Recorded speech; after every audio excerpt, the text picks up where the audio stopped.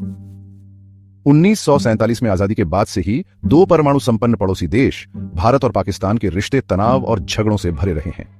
यह रिपोर्ट इस दुश्मनी के कई पहलुओं को गहराई से देखती है। इसके इतिहास, कश्मीर के मुद्दे, बड़ी सैन्य लड़ाइयों, परमाणु खतरे, आतंकवाद की समस्या, जरूरी संसाधनों पर झगड़े, सामाजिक आर्थिक असर, अंतर्राष्ट्रीय दखलंदाजी, मीडिया की भूमिका और शांति की कोशिशों और 2025 के हालिया तनावों के विश्लेषण पर गौर करती है।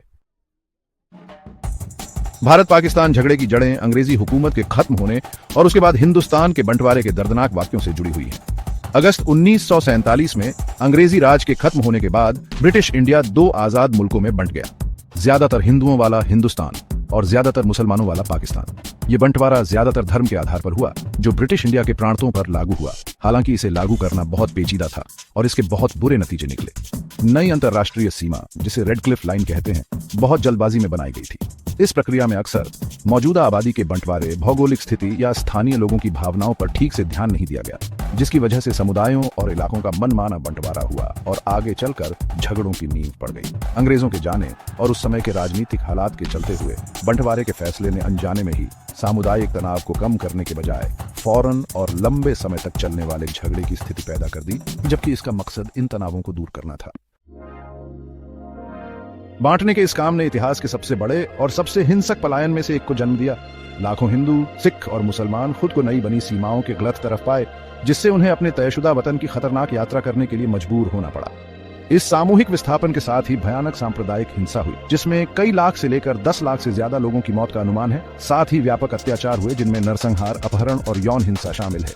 इस क्रूरता के विशाल पैमाने ने दोनों देशों के सामूहिक मानस पर एक अमिट छाप छोड़ी, जिससे दुश्मनी का माहौल बना और सदियों से चली आ रही नफरत और सदमे की एक गहरी विरासत पैदा हुई, जिसने पीढ़ियों तक दुश्मनी को हवा दी।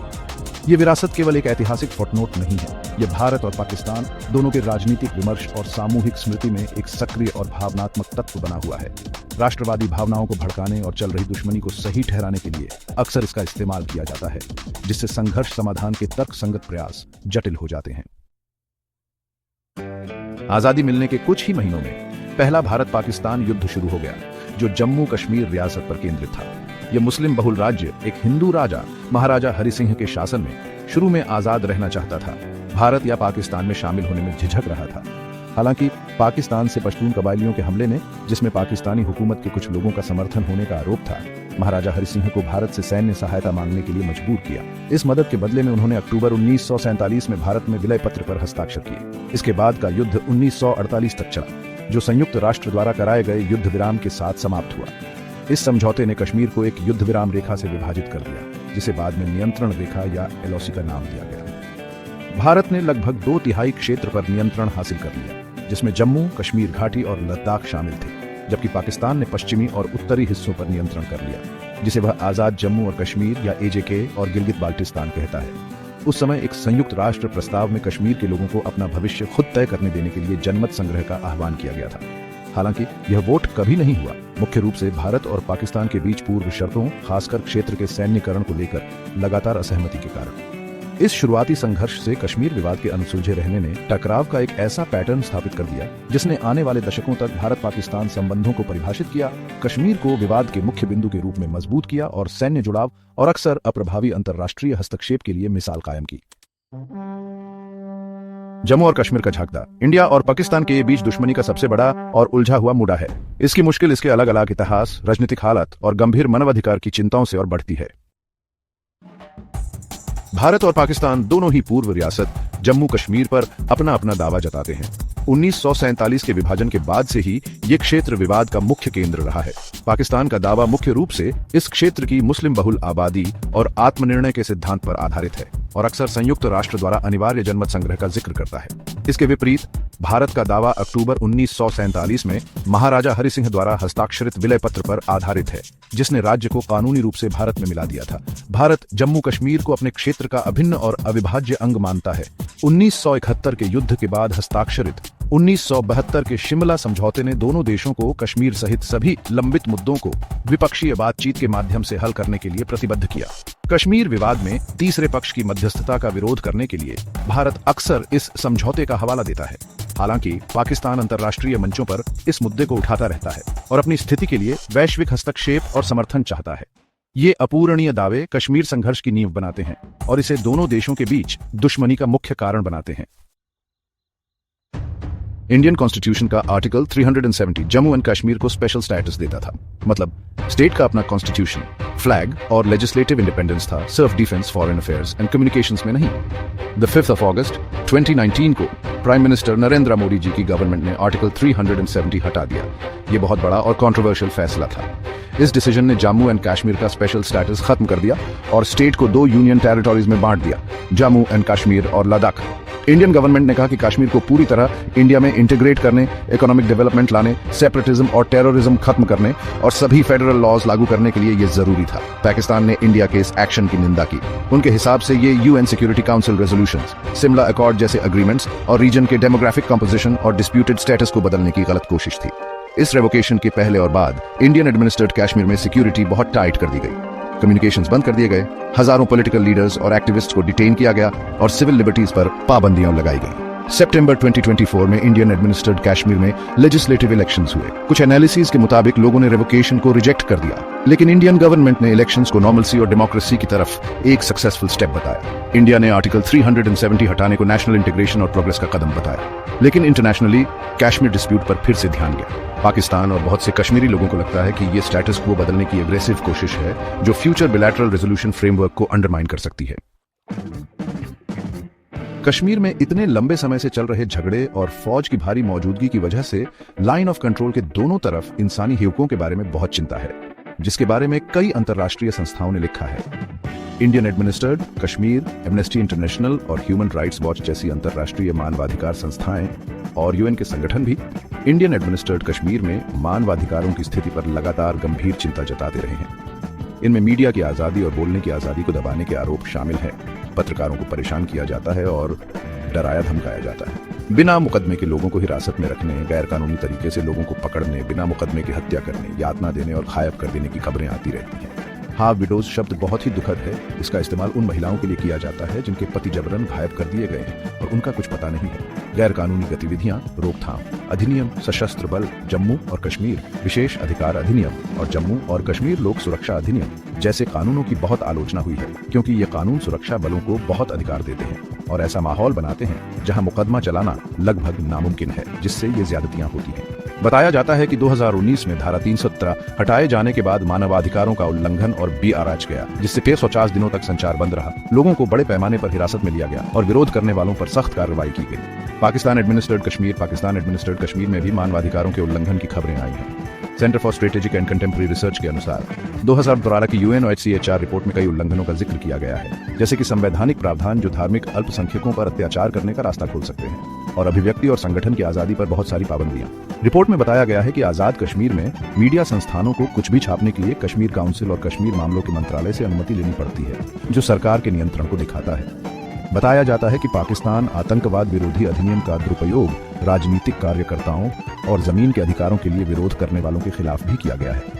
यूएस स्टेट डिपार्टमेंट की 2023 की पाकिस्तान में मानवाधिकारों की स्थिति पर रिपोर्ट हालांकि सिर्फ पाकिस्तान एडमिनिस्ट्रेड कश्मीर पर केंद्रित नहीं थी, लेकिन इसमें पूरे देश के मुद्दों का जिक्र था, जैसे कि गैर कानूनी या मनमानी हत्याएं, लोगों को जबरन गायब करना, सरकारी एजेंटों द्वारा यातना देना और जातीय और धार्मिक अल्पसंख्यकों के साथ भेदभाव। ये निष्कर्ष पाकिस्तान एडमिनिस्ट्रेड कश्मीर में मानवाधिकारों के माहौल पर चिंता पैदा करते हैं, खासकर इसकी अलग राजनीतिक स्थिति और पाकिस्तान की राष्ट्रीय संसद में प्रतिनिधित्व की कमी को देखते हुए। एमनेस्टी इंटरनेशनल ने 2025 में बारहे तनाव के दौरान भारत और पाकिस्तान दोनों से आम नागरिकों की सुरक्षा और अंतर्राष्ट्रीय मानवीय कानून का पालन करने का आह्वान किया है और दोनों तरफ आम नागरिकों की मौत की निंदा की है। इस विभाजित क्षेत्र में लगातार और प्रमाणित मानवाधिकारों के उल्लंघन, जो अक्सर विशेष सुरक्षा कानूनों और सजा से बचने के माहौल से होते हैं, हिंसा और अलगाव का एक दुष्चक्र पैदा करते हैं। ये उल्लंघन स्थानीय लोगों की नाराजगी बढ़ाते हैं, अस्थिरता का एक निरंतर स्रोत बनते हैं और दोनों देशों को एक दूसरे की आलोचना करने का मौका देते हैं, जिससे संघर्ष और गहरा होता है और शांति के रास्ते में एक बड़ी बाधा बनता है। इस प्रकार कश्मीर विवाद सिर्फ जमीन का झगड़ा नहीं है, ये पहचान, आत्मनिर्णय के अधिकार और मूलभूत मानवाधिकारों के मुद्दों से गहराई से जुड़ा है। इसे सिर्फ सुरक्षा या जमीन के नजरिए से सुलझाने की कोई भी कोशिश लाइन ऑफ कंट्रोल के दोनों तरफ कश्मीरी लोगों की आकांक्षाओं और शिकायतों को पूरी तरह से सुने बिना शायद ही स्थायी रूप से सफल होगी। भारत पाकिस्तान की राइवलरी में कई बड़े वॉर्स और मिलिट्री स्टैंड ऑफ्स हुए हैं। ये मुख्य रूप से कश्मीर डिस्प्यूट की वजह से है। लेकिन ब्रॉडर जियोपॉलिटिकल डायनामिक्स का भी इन पर असर है। इन कॉन्फ्रंटेशंस ने साउथ एशिया के स्ट्रेटेजिक लैंडस्केप को बदल दिया है और इनमें एस्केलेशन का खतरा हमेशा बना रहता है। 1966 का युद्ध भी एक बहुत बड़ा कॉन्फ्लिक्ट था जिसकी जड़ कश्मीर समस्या में थी। पाकिस्तान ने ऑपरेशन जिब्राल्टर शुरू किया जो कि एक कोवर्ट ऑपरेशन था। इसका मकसद था इंडियन एडमिनिस्ट्रेड कश्मीर में घुसपैठ करके भारत के खिलाफ लोगों को भड़काना। जवाब में इंडिया ने इंटरनेशनल बॉर्डर पार करके वेस्ट पाकिस्तान में पूरी तरह से मिलिट्री ऑफेंसिव लॉन्च कर दिया। 17 दिन तक चले इस युद्ध में दूसरे विश्व युद्ध के बाद के सबसे बड़े टैंक बैटल्स देखे गए, खासकर पंजाब सेक्टर में। युद्ध यूएन मैंडेटेड सीज फायर के बाद खत्म हुआ और उसके बाद जनवरी 1967 में टैशकेंट एग्रीमेंट हुआ जिसमें सोवियत यूनियन ने मध्यस्थता की। इस समझौते से ज्यादातर प्री वॉर टेरिटोरियल स्टेटस को बहाल हो गया। इसे अक्सर मिलिट्री स्टेलमेट कहा जाता है, लेकिन माना जाता है कि इंडिया का स्ट्रेटेजिक फॉर एग्जांपल था, क्योंकि कश्मीर में बड़ा विद्रोह भड़काने का पाकिस्तान का मुख्य मकसद पूरा नहीं हुआ। लाइन ऑफ कंट्रोल, जिसे तब सीज फायर लाइन कहा जाता था, फिर से लागू कर दी गई, लेकिन कश्मीर की समस्या जस की तस रही। इसने दिखा दिया कि यह एक खतरनाक मुद्दा है जो पूरे युद्ध का रूप ले सकता है, और यह भी साबित हुआ कि सिर्फ फौजी ताकत से कोई राजनीतिक हल नहीं निकल सकता। 1971 का भारत पाकिस्तान युद्ध अलग था क्योंकि इसकी असली वजह कश्मीर नहीं बल्कि पाकिस्तान का अपना राजनीतिक संकट था। पूर्वी पाकिस्तान में पश्चिमी पाकिस्तान के दबदबे के खिलाफ राजनीतिक, आर्थिक और सांस्कृतिक असंतोष बढ़ रहा था। इससे स्वायत्तता के लिए एक बड़ा आंदोलन शुरू हुआ जो आगे चलकर आजादी की मांग में बदल गया। पाकिस्तानी सेना ने मार्च 1971 में पूर्वी पाकिस्तान में बंगाली राष्ट्रवादी आंदोलन को कुचलने के लिए ऑपरेशन सर्चलाइट चलाया। इसके नतीजे में भयानक अत्याचार हुए, मानवीय संकट पैदा हो गया और लगभग 1 करोड़ शरणार्थी भारत आ गए। तनाव बढ़ने पर पाकिस्तान ने 3 दिसंबर 1971 को कई भारतीय हवाई अड्डों पर हमला कर दिया और युद्ध की शुरुआत हो गई। भारत ने पूर्वी और पश्चिमी दोनों मोर्चों पर सेना भेजकर जवाब दिया और मुक्ति वाहिनी यानी बंगाली मुक्ति सेना की मदद की। यह युद्ध केवल 13 दिन चला, जिसमें पूर्व में भारतीय सेना ने तेजी से आगे बढ़त बनाई और पश्चिम में लोंगेवाला का प्रसिद्ध युद्ध हुआ। यह युद्ध भारत और उसके बंगाली साथियों की निर्णायक जीत के साथ खत्म हुआ। 16 दिसंबर 1978 को पूर्वी पाकिस्तान में पाकिस्तानी सेना ने आत्मसमर्पण कर दिया और बांग्लादेश का जन्म हुआ।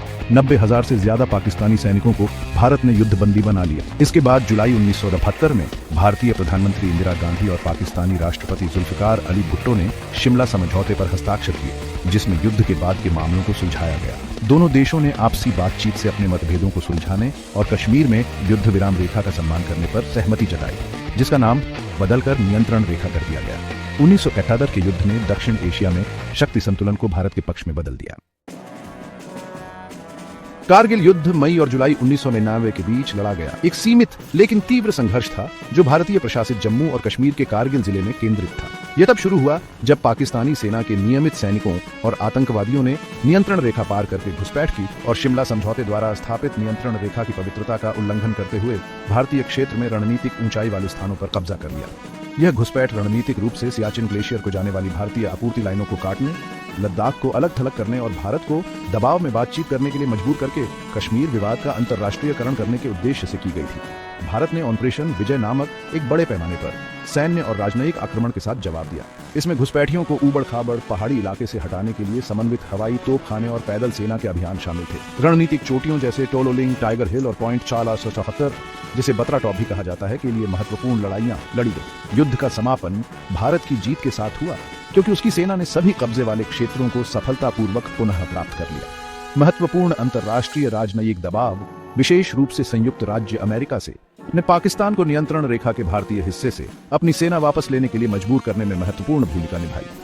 कारगिल संघर्ष विशेष रूप से खतरनाक था क्योंकि यह मई 1998 में दोनों देशों द्वारा आधिकारिक तौर पर खुद को परमाणु शक्ति घोषित करने के बाद भारत और पाकिस्तान के बीच पहला बड़ा सशस्त्र टकराव था। इससे परमाणु युद्ध तक संघर्ष के बढ़ने की वैश्विक आशंकाएं पैदा हुई। परमाणु युग में सैन्य टकराव के बढ़ते खतरों और गलत अनुमान की संभावना को रेखांकित किया। इसने दोनों प्रतिद्वंद्वियों के बीच संकट को कम करने में अंतर्राष्ट्रीय कूटनीति के महत्व पर भी प्रकाश डाला। ये जो सियाचिन ग्लेशियर है ना, कश्मीर के नॉर्थ में, ये दुनिया का सबसे ऊंचा बैटलफील्ड बन गया क्योंकि किसका इलाका है ये साफ नहीं था। 1948 के कराची समझौते और 1972 के शिमला समझौते में सीज फायर लाइन को NJ 9842 तक ही बताया गया था। इसके आगे का एरिया, सियाचिन ग्लेशियर और सॉल्टोरो रिज किसी के भी नक्शे में नहीं था। 1970 और 1980 के दशक में इंडिया और पाकिस्तान दोनों ने अपने अपने दावे जताने के लिए पहाड़ चढ़ने वाले एक्सपेडिशंस भेजने शुरू कर दिए। फिर इंडिया को पता चला कि पाकिस्तान साल्टोरो रिज के इंपॉर्टेंट पासेस पर कब्जा करने वाला है, तो टेंशन और BRH गई। अप्रैल 1986 में इंडिया ने ऑपरेशन मेघदूत शुरू किया, साल्तोरो रिज के इंपॉर्टेंट पासेस पर कब्जा करने के लिए और सियाचिन ग्लेशियर पर भी। इसके बाद लगभग 20 साल तक लड़ाई चलती रही। 1987 में इंडिया ने ऑपरेशन राजीव चलाया, काइड पोस्ट, जिसे बाद में बाना पोस्ट कहा गया, उसे वापस लेने के लिए। इतनी ऊंचाई पर लड़ाई बहुत मुश्किल थी। खराब मौसम और मुश्किल रास्तों की वजह से सीधी लड़ाई से ज्यादा नुकसान हुआ। इंडिया ने ग्लेशियर और साल्तोरो रिज पर कब्जा कर लिया। नवंबर 2003 में सीज फायर हुआ, जो अब तक चला आ रहा है। जहां दोनों सेनाएं रुकी हैं, उसे एक्चुअल ग्राउंड पोजीशन लाइन कहते हैं। सियाचिन की लड़ाई दिखाती है कि इंडिया पाकिस्तान के बीच कितनी मुश्किलें हैं।